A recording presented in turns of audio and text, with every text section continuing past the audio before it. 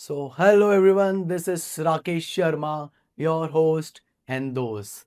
I hope आप कल के एग्जामिनेशन के लिए बिल्कुल रेडी हो चुके हैं। कल है फाइनली डी डे, मतलब कैट 25 एग्जामिनेशन।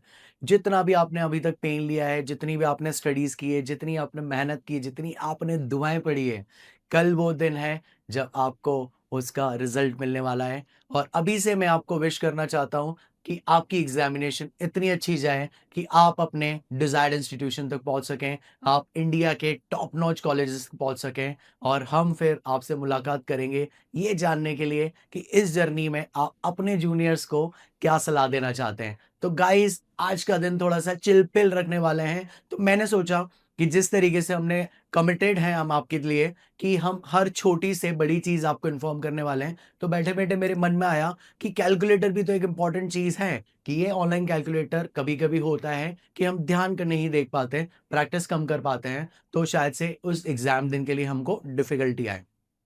तो ये वीडियो है, इसको कैसे यूज़ कर सकते हैं। तो जैसे आप स्क्रीन पे देख रहे हो, ये है ऑनलाइन कैलकुलेटर। आई होप आपने बहुत बार यूज़ किया होगा। कुछ बटन्स के लिए आप बहुत ज़्यादा फ़ैमिलियर होंगे, बट फिर भी हम थोड़ा-सा क्विक रिवीजन ले लेते हैं कि ये क्या है।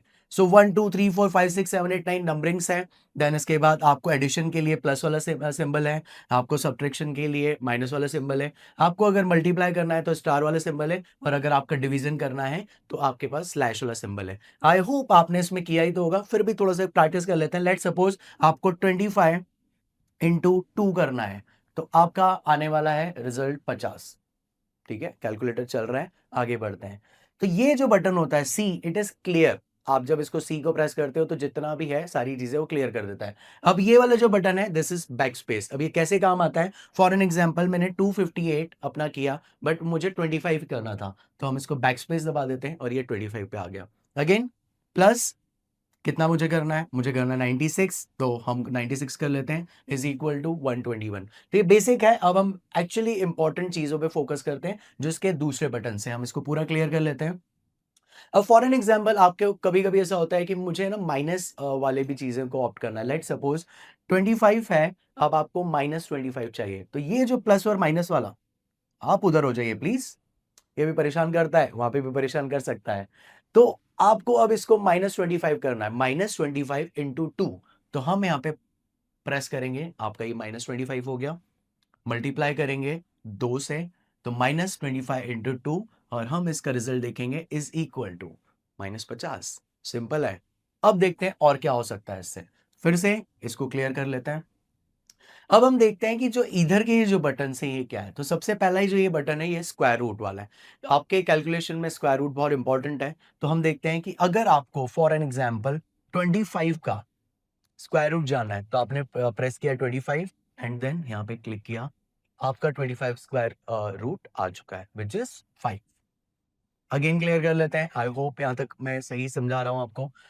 नेक्स्ट देख लेते हैं परसेंटेज। परसेंटेज निकालना तो आपको आते ही होंगे कि फॉर एन एग्जाम्पल 25 का मुझे परसेंटेज चाहिए।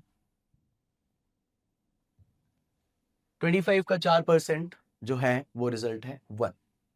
आई होप आप यहाँ पे भी सॉर्टेड होंगे। चलो नेक्स्ट चलते हैं, हम देखते हैं रेसिप्रोकल। ये अगेन थोड़ा सा इंपॉर्टेंट है। मुझे चाहिए रेसिप्रोकल ऑफ 25। तो किस तरीके से आने वाला है? तो 25 का reciprocal, that means 1/25 would be 0.04। Clear? कुछ डाउट हो तो अगेन हम इसको रिपीट करेंगे, वापस से मैं एक्सप्लेन कर देता हूं, क्लियर कर लेते हैं। अगर आपको फॉर एन एग्जाम्पल करना है 1/30, तो आप किस तरीके से करने वाले हैं? तो 30 का रेसिप्रोकल, तो 1/30 का रेसिप्रोकल इज 0.03333। चलो क्लियर कर लेते हैं। अब सबसे इंटरेस्टिंग एलिमेंट वाले हैं, जो ये पोर्शंस हैं। ये हमने है ना बेसिक लैंग्वेज, बेसिक लाइफ में बहुत कम थोड़ा सा यूज करते हैं, इसीलिए इंपॉर्टेंट है। सबसे पहले देखते हैं कि एम मतलब इसका फुल फॉर्म है क्या। M is memory. तो पहला है M C, it's like memory clear. M R memory recall.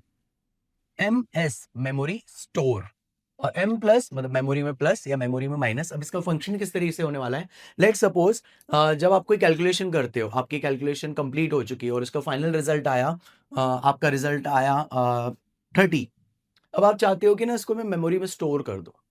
ताकि मैं फिर वापस से दूसरी कैलकुलेशन करूं एंड देन इस फिगर को मैं लेके देन उसमें मे बी प्लस करूं या तो मे बी माइनस करूं या उसके आगे का कैलकुलेशन करूं। तो 30 है, अब हमको इसको मेमोरी में स्टोर करना है, तो आपको प्रेस करना पड़ेगा 30। अब ये मेमोरी में स्टोर हो चुका है। कैसे पता पड़ेगा? यहाँ पे एम आपको विजिबल है, एम विजिबल है मतलब यहाँ पे 30 मेमोरी में स्टोर है। अब हम क्या करने वाले हैं, इसको क्लियर करने वाले हैं। जैसे ये क्लियर हो जाता है बट एम है मतलब ये मेमोरी में स्टोर है। अब फॉर एन एग्जांपल आपको पता करना है, आपने जो भी कैलकुलेशन किया कि मैंने वो क्या किया था, वो एक्चुअली क्या फिगर था, तो आप मेमोरी को रिकॉल करेंगे। 30 आ गया। अब इसको वापस से क्लियर कर लेते हैं। अब आगे देखते हैं एम प्लस किस तरीके से होने वाला है कि एम प्लस इस तरीके से आएगा कि आपकी जो मेमोरी हमारे पास थी वो थी 30, बट आपको इसमें कुछ और चीजें ऐड करनी है। तो आप इसको कीजिए, लेट सपोज आपको इसमें 10 ऐड करना है, तो आपकी मेमोरी में हमने ये ऐड कर दिया, पर हुआ तो नहीं।